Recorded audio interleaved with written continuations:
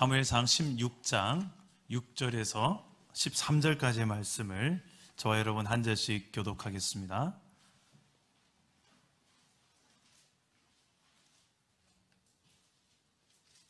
사무엘상 16장 6절에서 13절의 말씀입니다. 제가 먼저 6절을 읽겠습니다. 그들이 오매 사무엘이 엘리압을 보고 마음에 이르기를 여호와의 기름 부으실 자가 과연 주님 앞에 있도다 하였더니 여호와께서 사무엘에게 이르시되 그의 용모와 키를 보지 말라. 내가 이미 그를 버렸노라. 내가 보는 것은 사람과 같지 아니하니 사람은 외모를 보거니와 나 여호와는 중심을 보느니라 하시더라.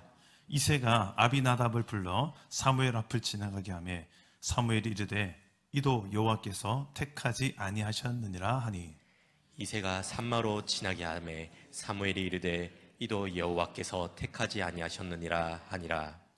이새가 그의 아들 7을 다 사무엘 앞으로 지나가게 하나 사무엘이 이새에게 이르되 여호와께서 이들을 택하지 아니하셨느니라 하고 또 사무엘이 이새에게 이르되 내 아들들이 다 여기 있느냐. 이새가 이르되 아직 막내가 남았는데 그는 양을 지키나이다. 사무엘이 이새에게 이르되 사람을 보내어 그를 데려오라. 그가 여기 오기까지는 우리가 식사 자리에 앉지 아니하겠노라. 이에 사람을 보내어 그를 데려오매 그의 빛이 붉고 눈이 빼어나고 얼굴이 아름답더라. 여호와께서 이르시되 이가 크니 일어나 기름을 부으라 하시는지라. 사무엘이 기름 뿔병을 가져다가 그의 형제 중에서 그에게 부었더니 이날 이후로 다윗이 여호와의 영에게 크게 감동되니라. 사무엘이 떠나서 라마로 가니라. 아멘. 아멘. 오늘도 말씀으로 찾아오시는 주님 만나기를 축복합니다. 성경에 나타나는 인물 중에 가장 황당할 것 같은 사람이 누구일까요? 여러 인물들이 있는데 저는 이 사람들이 아닐까 생각합니다. 마태복음 7장에 나오는 인물들인데요. 우리 자막을 한번 띄워봐 주시겠습니까? 한번 같이 읽어보겠습니다. 시작. 그날에 많은 사람이 나더러 이르되 주여 주여 우리가 주의 이름으로 선지자 노릇하며 주의 이름으로 귀신을 쫓아내며 주의 이름으로 많은 권능을 행하지 아니하였나이까 하리니 그때에 내가 그들에게 밝히 말하되 내가 너희를 도무지 알지 못하니 불법을 행하는 자들아 내게서 떠나가라 하리라. 아멘. 자, 여기 있는 사람들이 가장 황당할 것 같습니다. 왜냐하면 이들은 이렇게 이야기하고 있어요. 하나님 앞에 주여 주여 우리가 그래도 이렇게 살았는데요.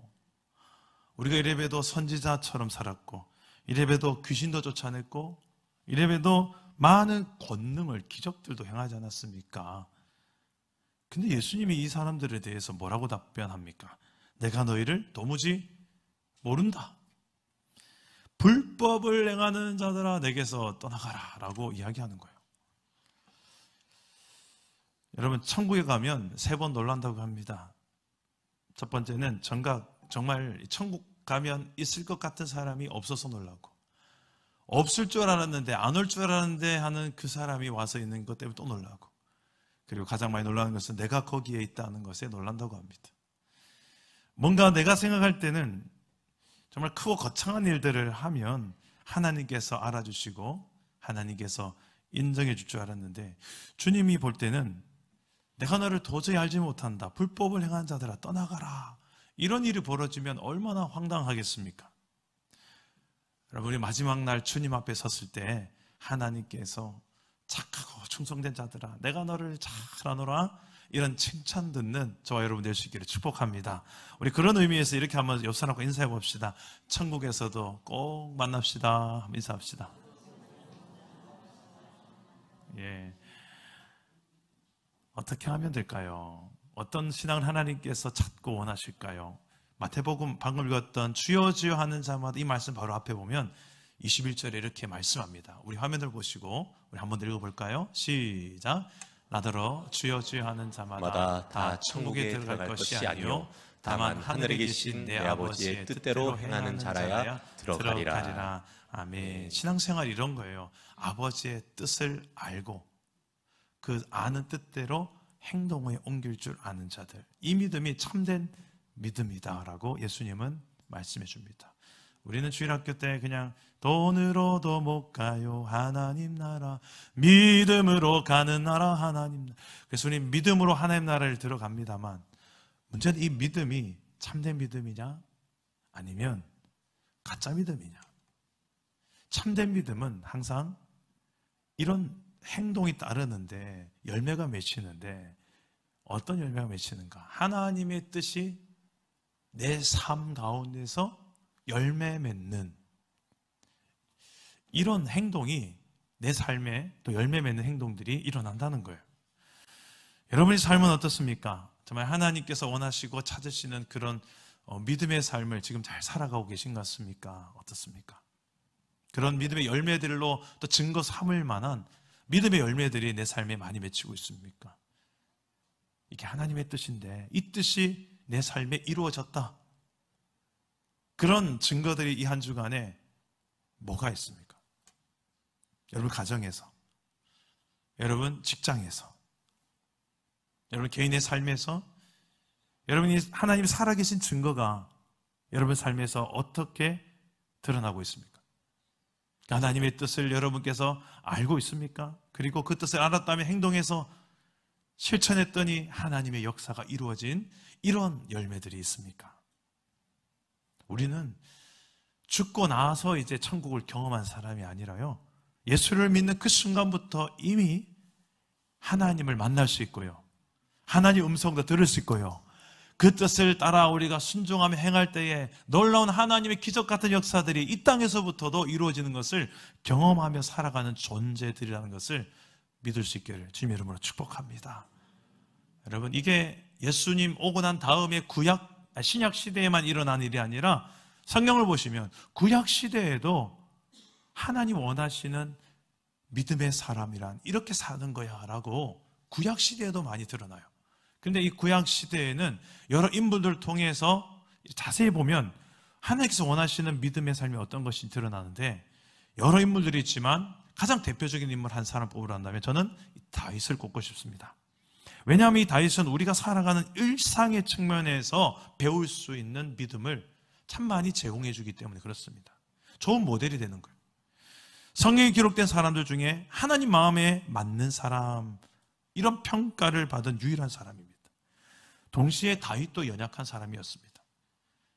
다윗도 거짓말을 행했고 간음을 했고 교만해서 하나님보다 자신의 군사의 수, 백성의 수를 더 세어보면서 이 교만한 행위도 행했고, 이 다윗도 참 연약한 사람이었어요. 그러나 이 다윗은 동시에 그 연약함만 있는 것이 아니라 하나님 앞에 나아가 진심으로 회개했던 사람이었습니다. 이런 일상 속에 일어나는 여러 가지 실제적인 이야기들 속에, 일터에서 일어나고 가정에서 일어난 이야기, 여러 가지 이야기들이 종합적으로 가장 많이 드러나는 그 일상의 믿음의 영역들을 가장 많이 우리에게 샘플로 보여주는 인물, 구약의 인물, 바로 다윗이 아닐까 싶습니다. 오늘은 그 다윗의 첫 등장이라고 할 수 있는, 다윗을 하나님께서 왕으로 기름 부으시기 위해서 부르시는 장면인데, 오늘 말씀을 통해서 이 다윗을 통하여 그 인생을 중심으로 우리가 배워야 될 참된 믿음의 삶이 무엇인지를 배웠으면 좋겠습니다. 하나님은 이런 사람을 지금도 찾고 계십니다. 우리 두 가지를 한번 정리해 볼 수 있는데요, 첫째로 따라서 한번 해봅시다. 하나님은 외모를 보지 않으신다. 보지 않으신다. 오늘 말씀은 이 다윗이라는 인물이 등장하는 첫 장면인데, 다윗을 찾아서 이스라엘 두 번째 왕으로 삼기 위해서 사무엘 선지자가 찾아옵니다. 다윗의 집으로. 그 다윗을 찾아내는 과정에 다윗을 소개하는데, 오늘 말씀 읽은 1절에서 12절 말씀 보니까 다윗이라는 이름을 찾아볼 수 없습니다.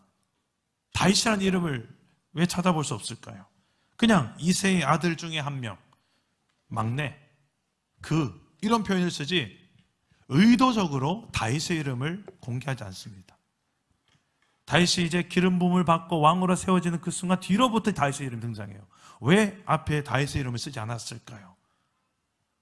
이게 다윗의 존재였습니다.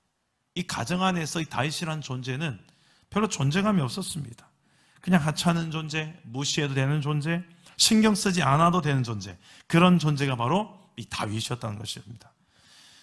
이 다윗을 하나님께서 원하셨어요. 왜? 그 이유가 우리 7절 말씀에 나옵니다. 우리 7절 말씀을 다 같이 한번 읽어봅시다. 시작. 그의 용모와 키를 보지 말라. 내가 이미 그를 버렸노라. 내가 보는 것은 사람과 같지 아니하니 사람은 외모를 보거니와 나 여호와는 중심을 보느니라 하시더라. 아멘. 이 다윗을 찾아내기 위해서 하나님은 바로 다윗을 있는 곳으로 가서 다윗을 불러내지 않고, 어떻게 보면 다윗의 집에 다윗이 없어요. 하나님께서 분명히 아셨을 텐데, 다윗 집에 갔는데 제일 먼저 나온 사람은 엘리압이라는 사람이었습니다. 가장 눈에 띄었어요. 7 형제가 다 서 있는데 가장 눈에 띄는 사람은 엘리압입니다. 그래서 이 사무엘은 딱 봐도 이 사람이 왕이겠구나, 이 사람을 하나님께서 선택하셨겠구나, 하나님 이 사람을 찾으셨겠구나, 누가 봐도 이 사람이 왕감이다 라고 생각했습니다. 그런데 하나님의 답변은 무엇입니까? 방금 읽었던 말씀 보니 그의 용모와 키를 보지 말라. 내가 이미 그를 버렸노라. 아니, 아무리 그래도 그렇지, 하나님 외모를 보지 않는다고 해도 그렇지, 이 말은 좀 심한 거 아닙니까? 그를 왜 버립니까? 버리기는. 근데 이 표현은 상당히 많은 것들을 함축해주고 있는 의미입니다. 이 엘리압을 향한 메시지라기보다는 엘리압 이전에 지금 하나님께서 이 사울 왕을 지칭하기 위해서 사울 왕을 빗대어서 하는 표현입니다. 용모와 키 하면 대명사가 바로 사울이었거든요.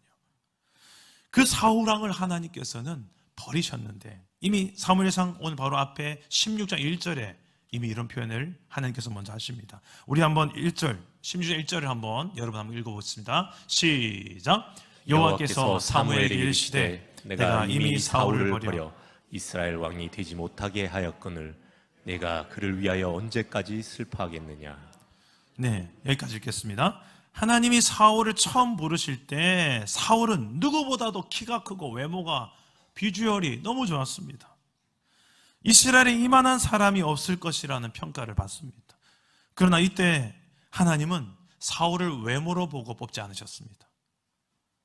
사울은 참 겸손했었거든요.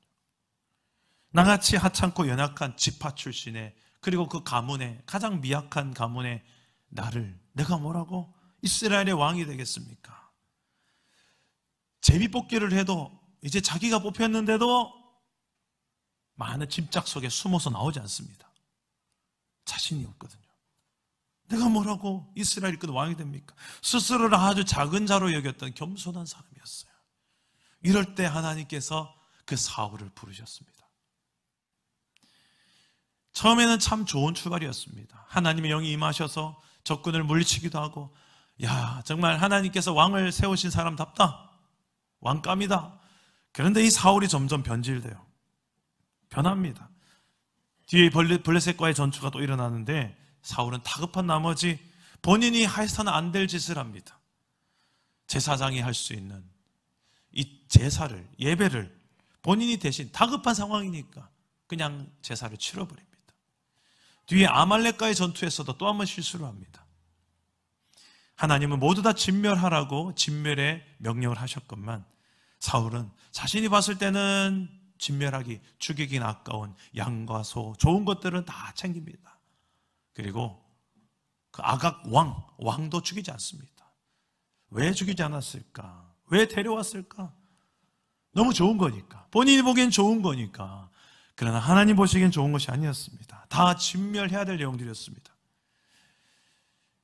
사울은 권력을 잡고 왕이 되고 명예의 맛을 보며 이 탐심의 눈이 돌아가니 이제는 하나님보다는 자기가 더 중심이 되어 살아가기 시작합니다. 전형적인 자기 중심적 인생을 보여주는 모델이 됩니다. 그는 이 전쟁의 승리 후에도 하나님께 영광 돌리지 않습니다. 예배 드리지 않습니다. 그냥 자기의 기념비를 딱 쌓습니다. 내가 했다, 내가 했어, 나를 높여라. 이제 나의 영광을 올리기 위해서 자기의 기념비를 이렇게 세웁니다. 이런 사울 왕을 향해 결국 사무엘은 이렇게 하나님의 말씀을 전합니다. 왕이 여호와의 말씀을 버렸으므로 여호와께서도 왕을 버려 왕이 되지 못하게 하셨나이다. 하나님은 지금 그런 사울을 버렸노라고 말씀하고 있는 거예요. 말씀을 버린, 하나님 말씀을 버린 사울을 하나님도 버렸다. 사무엘은 이 말을 하고는 죽는 날까지 다시는 사울을 보지 않습니다. 이유는 이 사무엘이 너무 슬펐기 때문입니다. 하나님의 슬픔이기도 합니다. 우리 그 사무엘의 심정이 이 사무엘상 15장 35절에 나와 있는데요. 우리 화면을 보시고 한번 읽어봅시다. 함께 읽어볼게요. 시작. 사무엘이 죽는 날까지 사울을 다시 가서 보지 아니하였으니 이는 그가 사울을 위하여 슬퍼함이었고 여호와께서는 사울을 이스라엘 왕으로 삼으신 것을 후회하였더라. 아멘. 교만해지고 하나님의 뜻을 거역하며 자기 중심적으로 살았던 사울, 이 하나님의 말씀과 뜻을 무시하고 하나님을 떠난 사울 왕, 이를 향하여 사무엘은 너무 안타깝게 여겼던 거예요. 그리고 하나님도 안타깝게 여겼습니다. 그 결과가 무엇입니까? 비참해집니다. 하나님의 영이 떠나가세요, 사울에게서. 근데 그냥 하나님의 영이 떠나가기만 하면 모르겠는데 그 자리에 악한 영이 그 자리에 쑥 들어옵니다. 우리 6장 14절 화면을 보시고 한번 읽어보겠습니다. 시작. 여호와의 영이 사울에게서 떠나고 여호와께서 부리시는 악령이 그를 번뇌하게 한지라. 여러분, 지금 우리가 살고 있는 이 시대는, 예수님이 오고 난 이 시대는 이제 예수를 믿기만 하면 우리 안에 하나님의 영 성령이 거하시고 떠나지 않으세요. 우리가 실수하고 죄를 지어도 떠나지 않는 시대예요. 할렐루야. 여러분 안에 예수를 믿는 다음에 지금도 아무리 실수하고 부족해도 성령님은 떠나지 않으세요. 단 탄식하시죠. 하나님의 성령의 탄식을 여러분 한번 경험해 본 적 있으세요? 내가 하나님의 뜻을 거역하고 내 고집대로 내 중심적으로 살면 성령께서 내 안에서 떠나지 않고 탄식하시며 나를 위해 기도해 주신 분이십니다. 나를 도우십니다. 그런데 구약시대에는 떠나세요. 일시적으로 한 사람에게 그 영, 하나님의 영이 임하셨다가 그 영이 하나님께 그 사람이 불순종하면 하나님의 영이 떠나시는 거예요. 지금 사울이 그런 상황입니다. 근데 떠나기만 하면 그나마 다행인데 그곳에 악한 영이 지배하기 시작합니다. 이게 영적인 세계의 원리예요. 여러분 가만히 자세히 보세요. 우리가 하나님을 떠나면 뭐 하나님 없이 그냥 뭐 한번 살아보지 뭐, 이게 아니라니까요.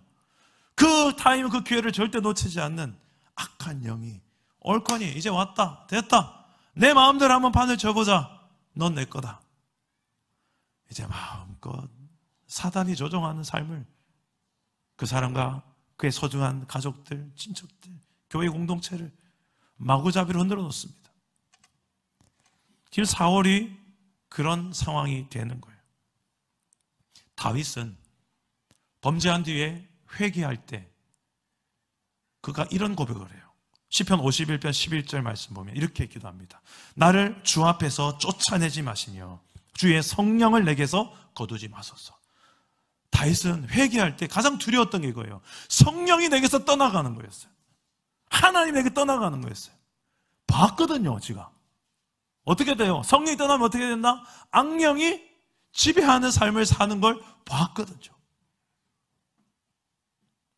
여러분 삶은 지금 어떤 것 같습니까? 하나님의 영, 성령이 지배하는 삶을 더 사는 것 같습니까? 아니면 악한 영, 어둠의 권세, 마귀의 영이 더 지배하는 그 지배 속에 더 내가 사는 것 같습니까? 우리의 가정은 어떻습니까? 근데 놀라운 사실은 이 악한 영에 지배받아 번뇌하고 고통하고 이런 사울을 누가 고치냐? 성령으로 충만한 다윗이 고칩니다. 다윗이 고쳐요. 여러분들은 어떻습니까? 눈에 보이는 이 세상, 눈에 보이는 것들이 너무 좋아서 하나님도 안 보이고 당장 하나님 주시는 이런 복들도 손에 잘 안 잡히고 그러니까 그냥 세상 중심적으로 그냥 살지 뭐, 나 중심적으로 살지 뭐. 그래서 당장 다 급하면 그냥 이것도 제끼고 저것도 제끼고 당장 필요한 거 그냥 잡기 위해서 하나님의 말씀도 버리고 내 삶의 우선순위는 하나님과 그의 말씀, 예배가 없고 신앙이 없고 그냥 세상과 별 다를 바 없이 여러분 일터에서 그렇게 살고 있지는 않습니까?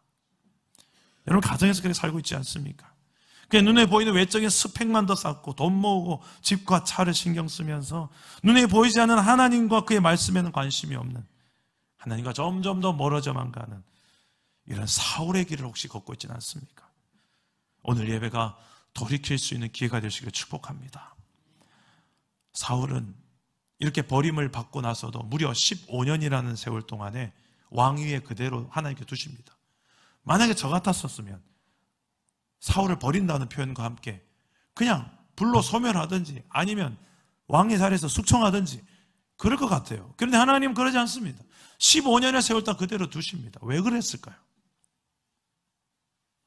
여러분 잘 보세요. 여러분들이 범죄하고 하나님 뜻이 아닌 줄 알면서도 또 그 길 가고 그냥 내 중심적으로 살고 하나님이 그냥 번거롭게 느껴지고 세상 중심을 그냥 막 살아버리시고 그래 살아보기도 하고 그런데 별일 안 일어나네.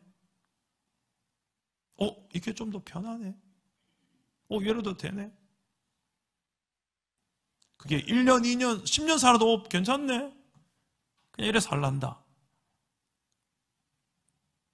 정말 그럴까요? 아니면 하나님의 오래 참으심일까요? 하나님의 오랜 기다림이실까요? 안타까이 여기시며 탄식하며 비록 하나님의 영혼에 떠났지만 그러나 하나님은 그 15년의 세월 동안에 하나님은 끊임없이 애타하며 기다리신 것일까요? 저는 후자라고 생각합니다. 저 여러분도 마찬가지예요.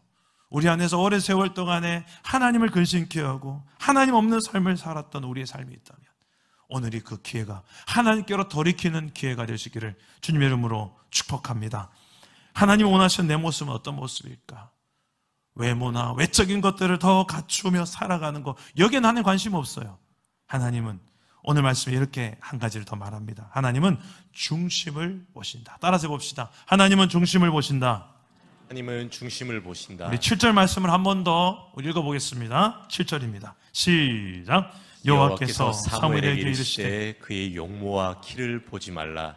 내가 이미 그를 버렸노라. 내가 보는 것은 사람과 같지 아니 사람은 외모를 보거니와 나 여호와는 중심을 보느니라 하시더라. 자, 다윗의 중심에 뭐를 보셨길래 그 중심을 보신다고 하셨을까요? 그리고 이를 2대 왕으로 하나님께서 선택하셨던 걸까요? 오늘 말씀 8절에 10절 말씀 보니까 이새의 7 아들이 줄줄이 나옵니다. 그런데 모두가 다 너는 왕이 아니다. 하나님 세운 왕이 아니다. 캔슬. 다 캔슬됩니다. 이상하게 여긴 사무엘이 이제 이새에게 묻습니다. 네 아들들이 여기 있는 게 다냐? 아니면 또 있느냐? 그러자 이새가 답합니다. 아직 막내가 남아 있습니다. 지금 근데 그는 양을 돌보고 있습니다. 사무엘은 사람을 시켜 빨리 다윗을 데려오라 합니다. 다윗이 오기 전까지는 절대 내가 아무것도 안 먹겠다. 빨리 데려와라. 다윗을 데려왔습니다. 도대체 하나님 마음에 합한 사람은 어떤 사람일까?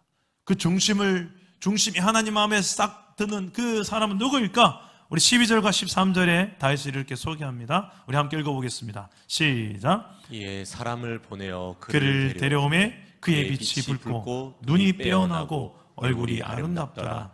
여호와께서 이르시되 이가 그니 일어나 기름을 부으라 하시는지라. 사무엘이 기름 뿔병을 가져다가 그의 형제 중에서 그에게 부었더니 이날 이후로 다윗이 여호와의 영에게 크게 감동되니라. 사무엘이 떠나서 라마로 가니라. 자, 다윗의 이 중심이 궁금했는데 다윗이 등장하자마자 이 사무엘서 기자는 다윗의 중심에 대한 이야기하지 않고 외모를 먼저 이야기합니다. 하나님도 이 외모를 보시네? 이건가요? 아닙니다. 다윗도 사울도 다 외모는 드러나지만 하나님은 그 외모보다는 더 중심을 보신다는 말씀이죠. 다윗도 빛이 붉고요. 밖에서 이렇게 야성미가 있었습니다. 그리고 눈이 빼어나고 눈이 아주 부리부리한 남성다운 매력이 있었습니다. 그리고 얼굴도 아주 아름다운 참 비주얼이 괜찮은 친구예요. 단 아직 어려요. 막내고 청소년 시기입니다. 그래서 아직 연륜과 경륜이 없는 부족한 투성이고 이름조차도 거론되지 않고 형제들 가운데서도 그냥 넌 양이나 봐라. 영광스러운 자리는 형들만 다 가고 막내는 그냥 작은 일만, 허드렛 일만 시키는 그런 존재감 없는 존재였다는 것을 지금 표현해주고 있는 뿐이죠. 다윗의 중심은, 근데 우리가 주목해 볼 것은 이 다윗의 중심이 어디에서 인정을 받고 있는 것 같습니까? 지금 예배당입니까? 아니면 그의 일터입니까? 그의 학교입니까? 그의 가정입니까? 어디인 것 같아요? 하나님께서는 그가 지금 일터에 있을 때, 양을 돌보고 있을 때 그의 중심을 보신 거예요. 그 일상 속에서 그의 중심을 보신 거예요. 여러분의 일상 속에 여러분은 어떤 사람입니까? 예배당 안에서 말고요, 여러분 가정과 일터에서 어떤 신앙의 삶을 살고 계십니까? 삶의 치열한 현장 일터에서 이 다윗은 하나님께 인정을 받은 사람입니다. 자신에게 주어진 일, 하찮은 일, 서로 꺼려하는 일, 형들은 다 하기 싫어하는 일, 그런 일들 속에 다윗은 그대로 충성되게 일하고 있습니다. 하나님은 거기를 주목하고 계십니다. 우리는 경건을, 예배당 안에서만 경건이라고 생각하는데 아니요, 하나님은 우리의 주일날 이 하루만 보기보다는 월요일부터 토요일까지 일상에 더 관심이 있습니다. 우리 일상 속에 어떤 중심으로 살아가는지, 일상 속에 세상 중심으로 예배당만 벗어나면 하나님 없는 사람처럼, 세상처럼 세상으로 살아가는지, 아니면 정말 예배당을 벗어나도 변함없는 하나님 중심으로, 하나님 나라 가치관으로 세상 나라를 살아가는지 하나님은 주목해 보고 계신다는 것입니다. 지금도 하나님은 이 예배 나온 여러분들을 주목하고 계십니다. 하지만 동시에 이 예배당을 벗어나는 그 순간부터 더 주목하십니다. 변함없이 하나님 중심으로 하나님을 인정하며, 하나님이 가치 있는 것을 가치 있다 여기며, 하나님이 버리란 것을 버리며, 그 하나님 중심으로 사는지, 아니면 세상에 좋다는 거, 그거 위해서 나도 별 다를 바 없이, 세상 사는 거 별 다를 바 없이 그냥 사는지, 돈, 명예, 권력, 쾌락, 그냥 잘 먹고 잘 사는 거, 그 이상 내게 목표가 없는. 여러분, 하나님을 인정하는 삶이 내 삶의 모든 정령력이 다 하나님을 인정한 삶이 되시기를 축복합니다. 교회 다니는 것 숨기고 사는, 일터에서 숨기고 살고 학교에서 숨기고 사는 은밀한 크리스찬, 이제 그렇게 살지 마시고 당당하게 나는 하나님을 믿는 사람이다, 그렇게 말하기에 부끄러움 없는 내 삶과 인격으로 증명할 수 있는 하나님을 믿는 하나님 중심의 사람 되시기를 축복합니다. 다윗은 그렇게 일상 속에, 일터에서 하나님 중심으로 살았던 사람으로 하나님이 보셨던 거예요. 근데 이 엘리압은 도대체 무엇 때문에 내가 그를 버렸노라 라고 말할까요? 오늘 본 말씀 뒤에 나온 내용의 말씀인데, 전쟁이 일어납니다. 전쟁터에 형들이 다 이제 군인으로 갑니다. 아버지가 형들의 안부가 궁금해서 동생 막내를 보냅니다. 가서 형들의 안부를 좀 보고 와라, 먹을 거 싸주면서 보냅니다. 근데 가서 보니까 이 전쟁의 상황이 참 너무 어처구니 없게도 이 이스라엘이 그냥 벌벌벌 떨고만 있는 거예요. 저 블레셋 적군을 보니까 아주 덩치가 큰 한 장수가 앞에 서 있습니다. 이름이 골리앗이랍니다. 일반인 사람보다는 얼마나 더 큰지 이렇게 우러러봐야 됩니다. 점프해도 뺨 한 번 못 때릴 정도로 큰 존재입니다. 이런 골리앗이 맨 앞에 서서 이스라엘을 조롱하고 이스라엘이 믿는 하나님을 조롱합니다. 이런 광경을 본 다윗이 머리가 돌아갑니다. 화가 납니다. 그래서 다윗이 17장 26절에 이렇게 말합니다. 이 할례 받지 않는 블레셋 사람이 누구길래 살아계시는 여호와 하나님의 군대를 모욕하겠느냐. 이 어린 청소년 다윗이, 어른들 다, 군인들 모여 다 쫄고 있는데 와서 이 말을 하는 거예요. 그런 이 막내 동생의 이야기를 들은 엘리압이 화가 납니다. 이렇게 말합니다. 네가 어찌하여 여기 왔냐고. 들에 있는 양들은 누구에게 맡겼냐. 나는 네 교만과 네 마음의 완악함을 안다. 네가 지금 전쟁 구경하러 왔구나. 우린 지금 목숨 걸고 싸우는데 너는 전쟁 구경하러 왔구나. 여러분, 어린 청소년 다윗은 이 전쟁도 구경하러 온 게 아니죠. 아버지 심부름 때문에 왔죠. 양치기 싫어서 온 게 아닙니다. 양을 지키는 자에게 잘 맡겨놓고 왔습니다. 엘리압의 중심에는 지금 골리앗이 하나님의 군대보다 더 커 보이는, 그냥 두려워 벌벌 떨고 있는 이 정도의 그의 중심에는 하나님의 존재가 없지만 다윗은 어떻습니까? 그의 중심에는 아무리 산더미만큼 큰 골리앗이라 할지라도 하나님보다는 크지 않다. 그 하나님을 더 크게 보는 믿음이 그의 중심에 있었던 거예요. 엘리압은 이런 다윗을 곱게 보지 않습니다. 자신을 제치고 기름을 부은 왕이 되었고, 그 다윗이 막내가 와가지고 지금 우린 다 쫄고 떨고 있는데 용감한 채 하고 있으니까 잘난 채 하는 것처럼 보이는 거죠. 용납할 수가 없습니다. 여러분들은 지금 어떤 편에 좀 더 가깝다 생각합니까? 여러분 다윗의 이런 모습이 좀 더 가까운 삶을 살고 있습니까? 아니면 사울처럼 살고 있고 엘리압처럼 살고 있는 것 같습니까? 다윗의 중심에 하나님이 있었기 때문에, 이 모든 상황들 속에서 하나님은 그것을 다 아셨기 때문에 하나님이 다윗을 찾으셨던 거예요. 오늘날 우리의 신앙의 문제는 무엇입니까? 교회는 다녀도 우리의 중심이 여전히 하나님의 중심이 되지 않는 것이 문제입니다. 세상의 가치들이 중심되어서 세상과 별 다를 바 없이 살아가는 게 문제인 것입니다. 돈이 하나님 되어 살고요. 돈도 필요합니다만 돈보다, 하나님보다 돈이 더 우선시 되어서 사는 것, 이게 우상이라는 거죠. 어떤 사람은 기득권을 잡기 위해서, 이 권력을 잡기 위해서, 이게 힘이 하나님이 되어서 그 힘을 위해서라면 어떤 수단과 방법을 가리지 않고 사람들 내 편 만들고 평가를 하고 막 거기에만 혈안돼가지고 카톡 보내고 인터넷 SNS 어떻게 해서 내 편 만들기 위해서, 기득권을 잡기 위해서 학교에서든 일터에서든 교회, 심지어 교회까지 왔어도 그렇게 권력에 딱 메인바되어져 살아가는 사람이 있습니다. 어떤 사람은 명예 때문에, 인기와 인정에 목말라서 그거 한번 받아보겠다고, 그게 내 인생의 목적이 되어져서 그걸 위해서 달려간 사람이 있습니다. 어떤 사람은 세상에 좀 더 많은 걸 즐기기 위해서, 쾌락과 즐거움들을 더 많이 누리기 위해서, 이게 좋다더라, 여기가 맛집이라더라, 여기가 정말 좋은 곳이라더라, 늘 그것만 검색하다가 일주일 내내 검색만 하다 살아요. 여러분들 일주일에 살만 그냥 돌아보면 딱 나옵니다. 엔터 쳐보면 나와요. 내 일주일 동안 내 최고의 관심사가 뭡니까? 제일 많은 시간 내 마음의 중심을 어디에다가 놓고 즐거우며 만족하며 의지하며 시간과 내 마음과 물질을 투자하며 살고 있냐는 겁니다. 하나님은 그 중심을 아시고 보십니다.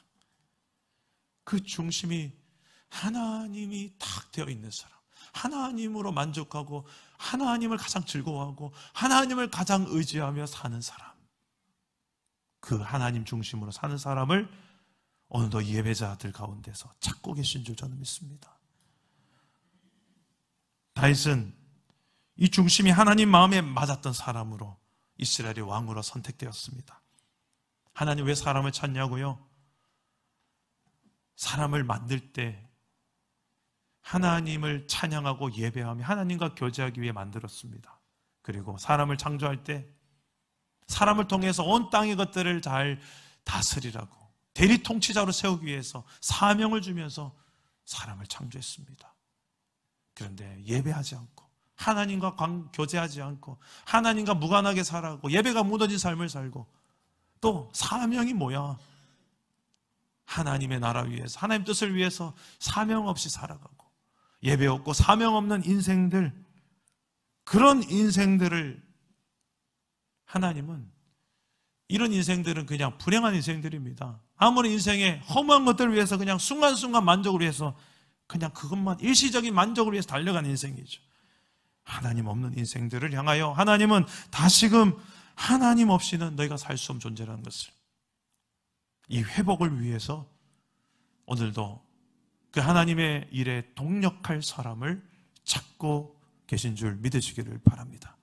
우리 사랑 담은 교회가 그런 하나님의 동력자들로 가득할 수 있기를 축복합니다. 이 기름을 부음 받은 이 다윗은 성령의 권능을 받아 살기 시작하는데요. 우리 13절 말씀을 한번 읽어봅시다. 13절입니다. 시작. 사무엘이 기름 뿔병을 가져다가 그의 형제 중에서 그에게 부었더니 그날 이후로 다윗의 한 여호와의 영에게 크게 감동되니라. 사무엘이 떠나서 라마로 가니라. 자, 이런 다윗에게는 성령이 임하는 반면 사울에게는 성령이 떠나는 순간입니다. 14절도 읽어봅시다. 시작. 여호와의 영이 사울에게서 떠나고 여호와께서 부리시는 악령이 그를 번뇌하게 한지라. 아멘. 성경은 이렇게 말합니다. 성령의 지배를 받든지 악령의 지배를 받든지 하나님 나라 원리대로 살든지 세상 나라의 원리대로 살든지 하나님 중심으로 살든지 세상 중심으로 네 중심으로 살든지 둘 중 하나이지 회색지대는 없다는 거예요.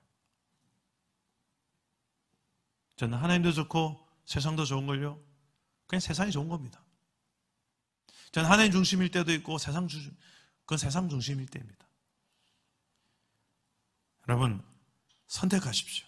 여러분의 삶에 어떤 지배를 받으며 살기를 원하십니까?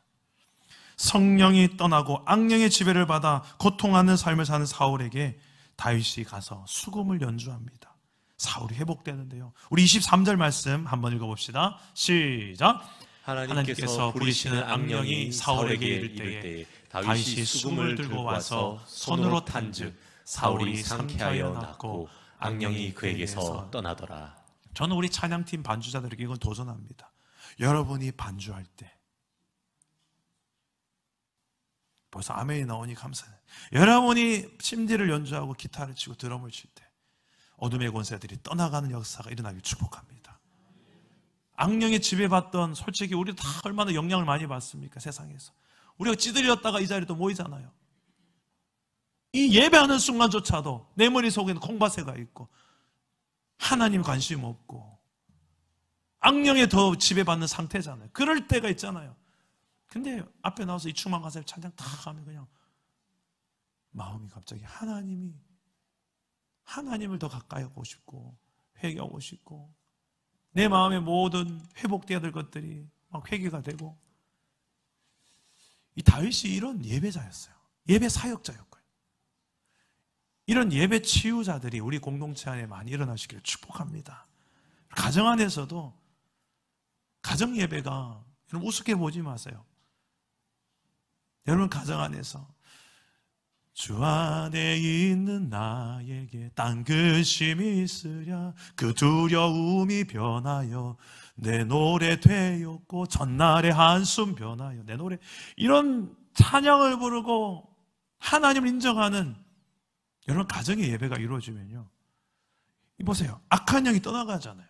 어둠의 권세가 지배하다가요 꽉 잡고 있다가 그걸 탁 풀고 도망갈 수밖에 없는 게 누구 때문입니까? 성령에 충만한 사람의 예배. 저는 이걸 많이 경험해요.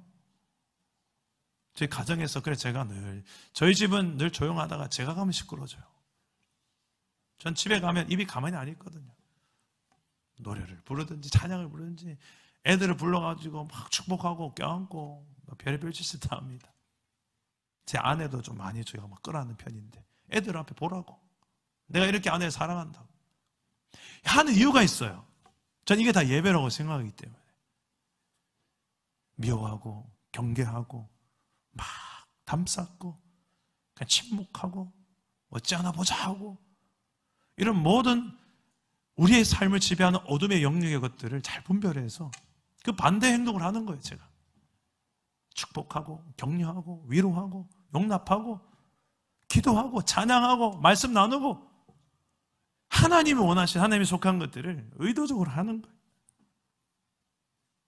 하나님 중심으로 살면 이런 역사가 일어날 줄 믿습니다.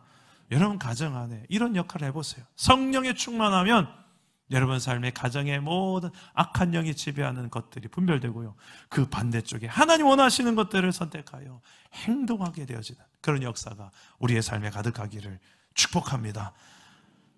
여러분이 사울왕의 이야기를 들어보면 처음에는 이런 생각을 합니다. 이러면 안 되는데 하면서도 좀 더 읽다 보면 내 속에도 사울이 있다는 것을 알게 돼요. 솔직히 나도 이런 상황이면, 이런 다급한 상황이면, 이런 내 눈앞에 좋은 것들이 보이면 이런 내 눈앞에 좋은 명예를 딸 수 있는 상황이 되면 하나님의 뜻이 아닌 줄 알면서도 야, 나도 이거 좀 욕심나겠는데, 나도 좀 이렇게 할 것 같은데, 이런 다급한 상황 되면 나도 이렇게 행동해 버릴 것 같은데 하는 대목이 있습니까? 없습니까? 있어요. 내 안에 사울이 있습니다. 저 밑에 잠잠하게 있어서 그렇지, 여차하면 다급해지면 내 속에 사울이 깨어나서 사울의 길로 행하게 만드는, 하나님의 영의 지배를 받아서, 성령의 지배를 받아서 하는 행동이 아니라 우는 사자처럼 어르릉대며 나를 기다리고 있는 그 마귀의 악령의 권세에 지배받아서 분노하고 짜증내고 불평하고 투정하고 원망하고 저주하고 뒤에 험담하고 살리는 입술이 아니라 죽이는 입술이 되고, 얼마나 어둠의 세계에 내가 이바지하는 역할을, 악령에게 이득이 되는 일들을 우리 일상 속에서 많이 하는지 모릅니다. 이 한 주간 이거는 그냥 하나님 중심으로 삽시다, 그냥 구호로 끝날 게 아니라 여러분 가정에 운명이 걸려있다 생각하십니다. 내 삶에, 내 자녀들에게 이 아이들의 운명이 걸렸다 생각하시면서 하나님 중심의 삶이 뭔지 말로만이 아니라 구체적인 내 실천의 삶으로 한 가지라도, 오늘 셀 모임 하시면서 구체적인 이 실천의 삶이 무엇이 될지, 세상의 가치만으로 사는 것이 아니라 하나님 나라의 가치로, 하나님 중심으로 사는 게 무엇인지, 그렇게 살지 못하게 하는 것도 무엇인지 좀 구체적으로 나눠보면서 적용하시기를 축복합니다. 말씀을 맺겠습니다. 하나님 지금부터 사람을 찾고 계십니다. 이 악령에 지배받는 사울의 길을 걷는 우리 주변의 수많은 환경 속에 다윗처럼 성령의 지배를 받아서 세상을 치유하고 회복하는, 하나님 나라를 회복하고 확장하는 그런 하나님의 동력자를 찾고 있습니다. 그가 예배하면, 소금을 타면 어둠의 권세가 힘을 잃고 떠나가는 영적인 영향력이 있는 그런 교회다운 교회를 찾고 있습니다. 여러분이 그런 교회가 되어주지 않겠습니까? 하나님이 찾은 그 한 사람 우리가 한번 되어보고 싶지 않습니까? 저는 지난 금요 성령 집회 잊을 수가 없습니다. 평소와 좀 달랐어요. 갑자기 저 뒤에 몇몇 어른 집사님들이 부쩍부쩍 뛰기 시작해요. 일어서서 앉아 찬양하지 않고, 근데 어른들이 찬양하니까 아이들이 평소에 저기서 막 놀던 애들이, 그림 그리고 딴짓하던 애들이, 어른들이 하나님 앞에 뛰며 찬양하고 손 들고 이런 적극적 찬양 예배하니까 애들이 다 어른 옆에 가서 똑같이 뛰며 찬양하고 손 들고 찬양하고 예배하고 기도하더라고요. 아, 물은 위에서 아래로 흐르는구나. 우리 공동체 자꾸 누구 탓하지만 말고 내가 먼저 예배부터 다시 정말 하나님 앞에 예배하는 것처럼 진짜 예배로, 여기만 예배가 아니라 우리의 삶의 모든 영역이 이제 예수님 때문에 휘장이 갈라지고 다 지성소가 됐잖아요. 지성소를 누릴 수 있는 시대를, 이 예배 혁명이 일어났잖아요. 그런데 우리의 삶으로 정말 예배하며 하나님의 임재를 나만 맛보는 것이 아니라 나를 보면서 내 주변의 모든 사람들이 너를 보니 네 안에 계신 하나님 분명 살아계신다, 이런 삶으로 세상 앞에 주눅들지 말고 하나님의 더 크심을 늘 바라보며 하나님 중심으로 사는 저와 여러분들을 축복합니다. 마지막으로 이 말씀만 마두고 나누겠습니다. 다윗의 그 중심을 보여주는 짧은 시편 두 구절이 있습니다. 저는 이 두 구절이라고 생각하는데 한번 읽어봅시다. 시편 18편 1절 우리 함께 읽어보겠습니다. 시작. 나의 힘이신 여호와여, 내가 주를 사랑하나이다. 다윗은 하나님을 힘으로 삼았고 하나님을 사랑하는 신앙을 살았습니다. 이게 다윗의 중심이었어요. 시편 23편 1절 함께 읽겠습니다. 시작. 여호와는 나의 목자시니 내게 부족함이, 하나님 때문에 나는 아쉬울 게 없다, 아쉬울 게 없다, 부족함이 없다. 그분이 내 목자 되셔서 모든 걸 인도하시고 채워주시고, 그 하나님이 내 목자 되시니까 부족함이 없다. 이런 하나님을 가장 의지하고 가장 사랑하며 가장 만족을 여기는 인생, 다윗과 같은 하나님 중심으로 사는 복된 인생, 이 시대의 많은 영혼들을 치유하고 회복하는 하나님의 동력자 인생, 저와 여러분 되기를 주 예수의 이름으로 축복합니다.